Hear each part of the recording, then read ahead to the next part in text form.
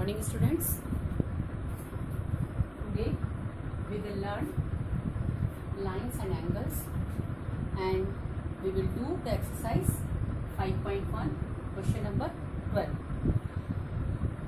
इसमें आपने एंगल्स के बारे में नहीं पढ़ा है, एंगल्स के बारे में पढ़ा है लेकिन एंगल्स को कैसे निकाला जाता है, मतलब कोई एक एंगल है उसके करस्पॉन्डिंग दूसरा एंगल है तो वो इक्वल होगा, अल्टरनेट एंगल होगा तो इक्वल होगा, ये आपने पढ़ा है। लेकिन इसको हम अप्लाई कैसे करेंगे? जब आपके पास दो पैरेलल लाइंस हैं और उनकी ट्रांसवर्सल है तो आप उसमें कैसे फाइंड आउट करेंगे कि कौन सा एंगल कितने डिग्री का है। ठीक है, तो इसके लिए हम सबसे पहले तो 5.1 में हमने इंटरसेक्शन पढ़ा है। तो इंटरसेक्टिंग लाइंस जो होती हैं उनमें जो वर्टिकली अपोजिट एंगल होते हैं वो इक्वल होते हैं, ये आपको मालूम है, सभी को मालूम है।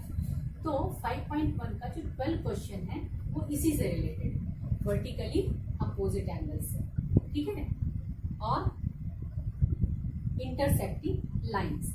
ठीक है, so find the value of X Y and Z in the figure. एक फर्स्ट फिगर है, सेकंड फिगर है।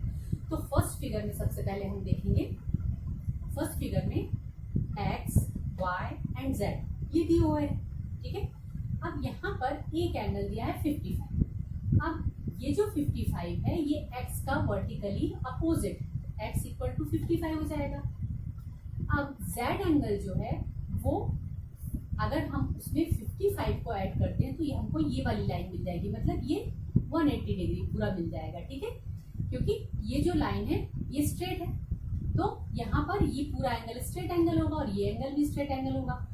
सो अब हम क्या करेंगे कि 55 प्लस जेड इक्वल टू 180 हो जाएगा। अब जेड इक्वल टू 180 माइनस 55, इस पूरे में से हम ये 55 को निकाल देंगे तो हमें ये वाला एंगल मिल जाएगा। तो ये कितना हो जाएगा, z इक्वल टू 125। तो जब z जो है ये 125 है तो इसके ठीक वर्टिकली अपोजिट एंगल है एंगल y, तो ये भी क्या हो जाएगा 125 डिग्री हो जाएगा। तो ये जो एंगल्स हैं ये क्या है, वर्टिकली अपोजिट हैं। यहाँ आपको इसका रीजन देना पड़ेगा कि क्यों है, बिकॉज वर्टिकली में आपको एक लाइन सीधी है, ठीक है, दूसरी लाइन इसको इंटरसेक्ट कर रही है इस तरह, और तीसरी एक लाइन और है जो इनके इंटरसेक्टिंग पॉइंट पर मिलती है। ठीक है, ये तीन लाइन यहाँ पर हमें दिखाई दे रही है। ठीक है, अब इन सभी लाइंस के कारण कुछ एंगल्स बन रहे हैं, तो अब वो एंगल्स आपको फाइंड आउट करना है, एक्स वाई एंड जेड को फाइंड आउट करना है। आपको ये वाला एंगल दिया है 40 डिग्री, ये वाला दिया है 25। अब सबसे पहले तो हम एक्स निकाल सकते, कैसे, क्योंकि ये लाइन स्ट्रेट एंगल बना रही है, मतलब ये तीनों जो एंगल हैं ये तीनों मिला करके क्या हो जाएंगे 180 डिग्री। तो angle X plus angle 25 plus angle ये 40, ये मिला करके 180 डिग्री होगा। सो एंगल एक्स प्लस 65, ये 40 प्लस 25 65। ठीक है, so angle X plus 65 equal to 180 degree. Then angle X equal to 180 minus 65, यानी एंगल एक्स इक्वल टू 115। तो ये जो एंगल होगा ये 115 का होगा। क्लियर है सबको?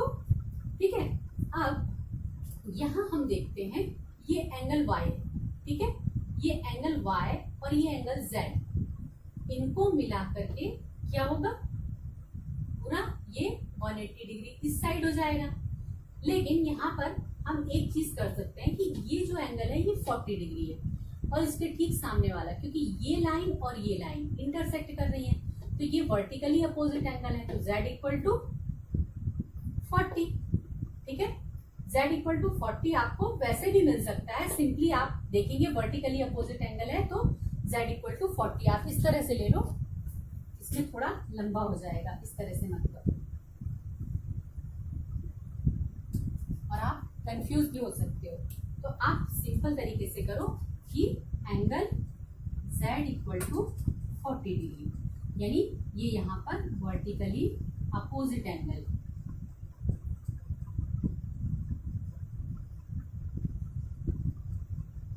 तो अब z का हमें पता चल गया और x का पता चल गया, अब बचा y।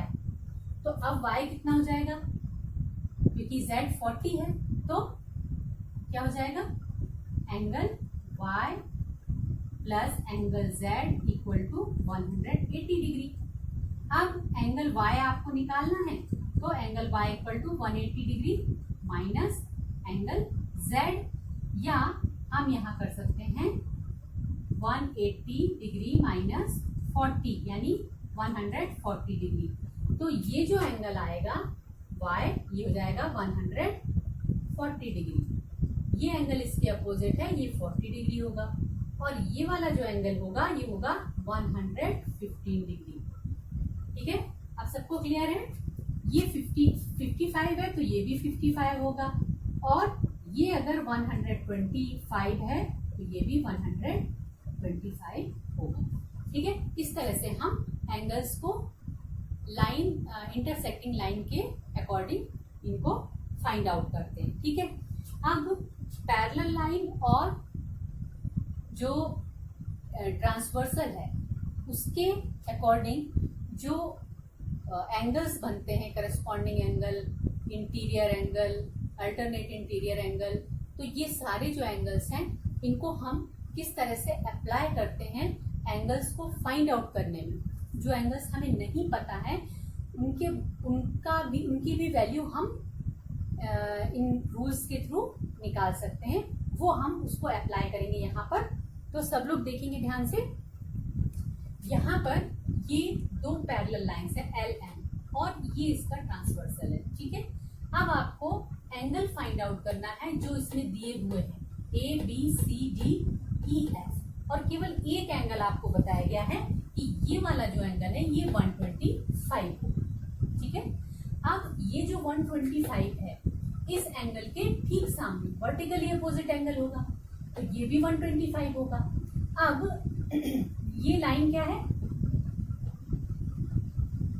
ये स्ट्रेट लाइन है, तो स्ट्रेट एंगल यहाँ पर बनेगा।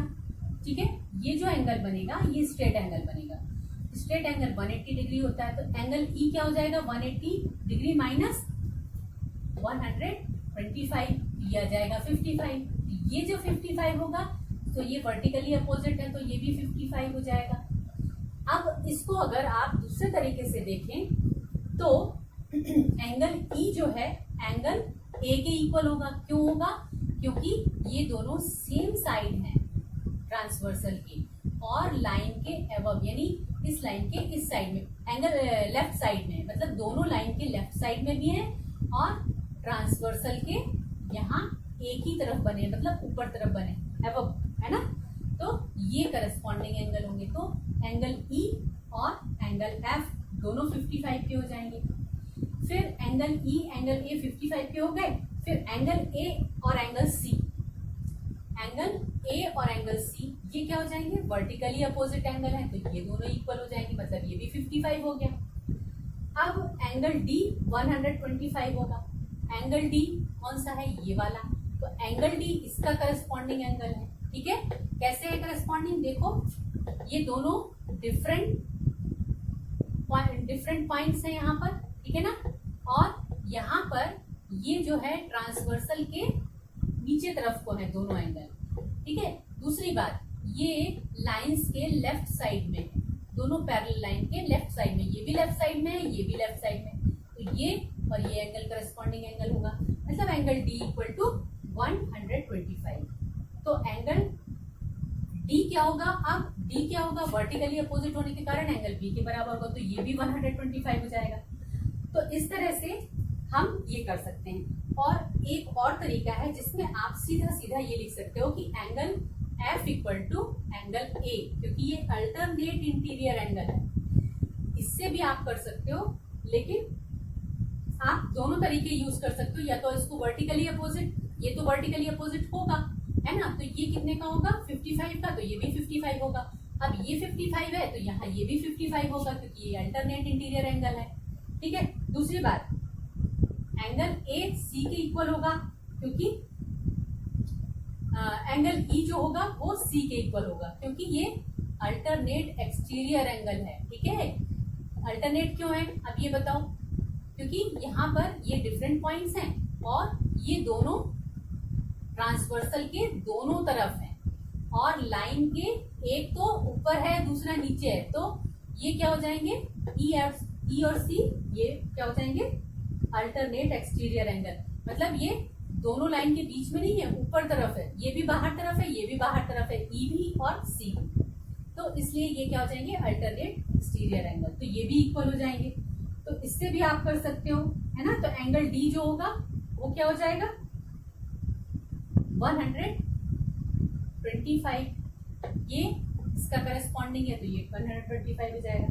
ठीक है, तो इस तरह से आप इसके सारे एंगल्स को फाइंड आउट कर सकते हैं। केवल आपको एक एंगल पता है, सिर्फ ये एंगल पता है, लेकिन आपने बाकी सारे निकाले ना, इसमें से बाकी सभी एंगल कितने कितने के हो जाएंगे ये हम यहाँ देख लेते हैं। एंगल ई 55 हो जाएगा।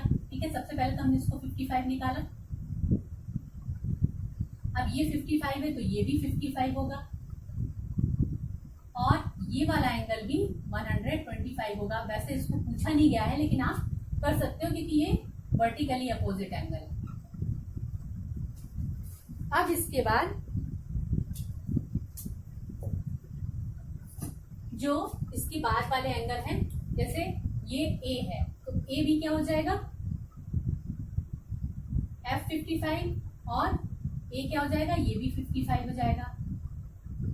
ठीक है, अब यहां ये भी 55 हो जाएगा, यहाँ पर ये जो एंगल है ये करस्पॉन्डिंग है, तो ये 125 हो जाएगा, और ये भी 125 हो जाएगा। तो आपको एक एंगल पता था और उससे आपने इतने सारे एंगल फाइंड आउट कर लिए, ये बहुत अच्छी बात है। अगर आपको रूल से याद रहते हैं तो आप ये कर सकते हो। ठीक है, अब नेक्स्ट क्वेश्चन है, इसका क्वेश्चन नंबर 4 का फर्स्ट वाला हम देखते हैं।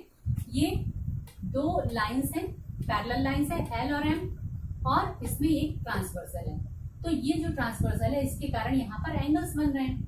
अब ये कह रहे हैं find out x, find the value of x. इस एक्स की आपको वैल्यू निकालनी है, तो आप सीधा सीधा कर सकते हो। 110 ये है तो ये वाला जो होगा ये भी 110 होगा। अब ये 110 है, ये वर्टिकली अपोजिट है इसलिए 110 है। अब यहाँ ये दोनों 110 होगा।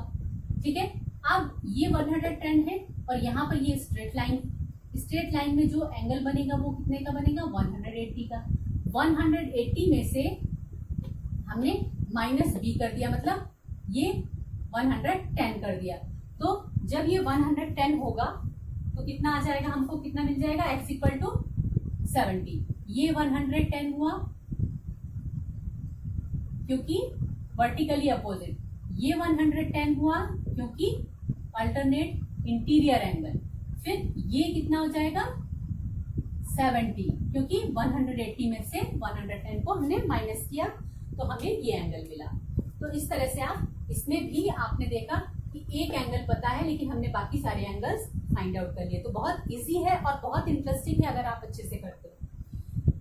और सेकंड इसका जो क्वेश्चन है वो है, इसमें x की वैल्यू आपको फाइंड आउट करनी। ये बहुत इजी है। इसमें दो पैरेलल लाइंस हैं और उनके जो ट्रांसवर्सल है वो भी दो पैरेलल लाइंस हैं। ठीक है, तो दोनों पैरेलल लाइंस होने के कारण क्या है, यहाँ पर ये इन्होंने कहा कि ये 100 डिग्री है, आपको x की वैल्यू फाइंड आउट करनी। सिंपल है, ये बहुत सिंपल है क्योंकि ये सीधे सीधे करस्पॉन्डिंग एंगल है।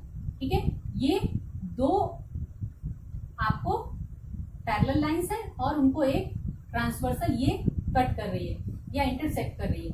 तो यहाँ पर ये ट्रांसवर्सल के इस साइड में, ट्रांसवर्सल के एक तरफ यानी ऊपर तरफ 100 का है, तो यहाँ ट्रांसवर्सल के ऊपर तरफ ये वाला एंगल कितने का हो जाएगा, ये भी 100 का हो जाएगा। क्यों, क्योंकि ये भी लेफ्ट साइड में है लाइन के और ये भी लेफ्ट साइड में है, तो ये भी 100 हो जाएगा। ठीक है, तो इस तरह से आपको क्वेश्चंस जो हैं 5.2 का 3 और 4 मैंने इसलिए बताया कि शायद आपको क्लियर ना हो, तो अब बाकी आप क्लियर कर सकते हैं। बाकी आप जो क्वेश्चंस हैं, क्वेश्चन नंबर 6 है, क्वेश्चन नंबर 5 है, तो ये क्वेश्चंस आप खुद से करें। ताकि आपको पता चले कि आपको बन रहा है या नहीं बन रहा है। अगर वो नहीं बनते हैं तब आप मुझसे पूछ सकते हैं और मैं आपको वो एक्सप्लेन कर दूंगी। और इतना जो एक्सप्लेनेशन मैंने किया है इसको आप बहुत ध्यान से देखिए ताकि आपको समझ में आए। और जब भी आप कोई एंगल इक्वल करते हैं किसी दूसरे एंगल से तो उसके नीचे आपको उसका रीजन लिखना जरूरी होता है। तो इसलिए आप उसके रीजन जरूर लिखें कि ये क्यों इक्वल हुआ, तभी आपको ये ठीक से समझ में आएगा और याद भी रहेगा। Thank you.